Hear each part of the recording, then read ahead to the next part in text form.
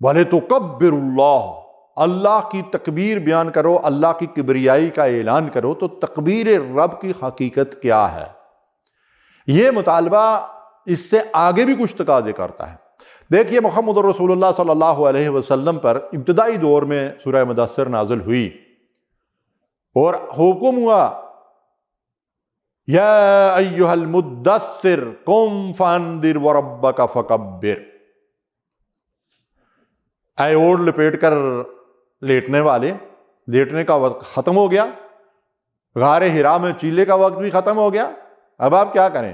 قم، کھڑے ہو جائیے، فانذر وربک فکبر، لوگوں کو اللہ کے عذاب سے ڈرائیے اور بتا دیجئے ان کو کہ اگر تم نے یہ دین اور اللہ کی اطاعت قبول نہ کی تو ایک سخت عذاب تمہارا انتظار کر رہا ہے۔ فانذر وربک فکبر، اور اپنے رب کو بڑا کرو۔ کیسے بڑا کیا محمد رسول اللہ صلی اللہ علیہ وسلم نے اپنے رب کو؟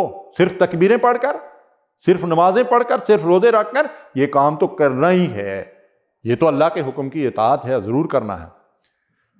لیکن وہ اللہ ہم سے اس بات کا مطالبہ کرتا ہے کہ رب کی کبریائی تمہارے گھر کے اندر بھی اس کا ثبوت ملنا چاہیے، تمہاری مسجد میں اس کا ثبوت ملنا چاہیے، تمہاری منڈی اور بازار میں اور کاروبار میں اور تجارت میں اس کا ثبوت ملنا چاہیے، تمہاری معیشت اور معاشرت اس بات کی گواہی دیے کہ تم وہ لوگ ہو جو اللہ کو بڑا مانتے ہو۔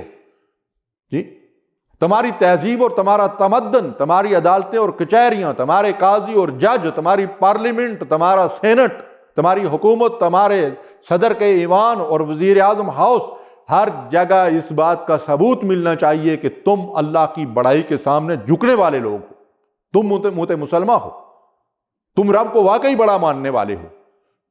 تو کیا رب کی اس بڑائی کا اظہار ہماری زندگیوں سے ہو رہا ہے، ہمارے عمل سے ہو رہا ہے، ہمارے کردار سے ہو رہا ہے؟ وہاں تو اللہ کی کبریائی کی جگہ طاغوت کی حکمرانی ہے۔ یہاں اللہ کی نافرمانیوں کے خاتمے کے لیے، اللہ کی بڑائی کو قائم کرنے کے لیے ہم نے اٹھ کر کردار ادا کرنا ہوگا۔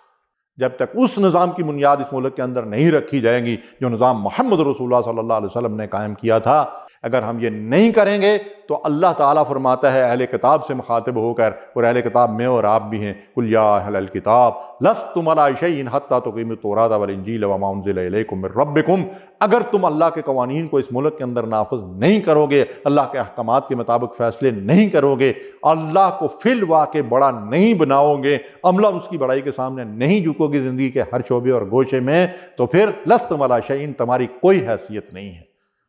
اللہ تعالی ہمیں توبہ اور رجوع کی توفیق دے۔ وآخر دعوانا الحمدللہ رب العالمین۔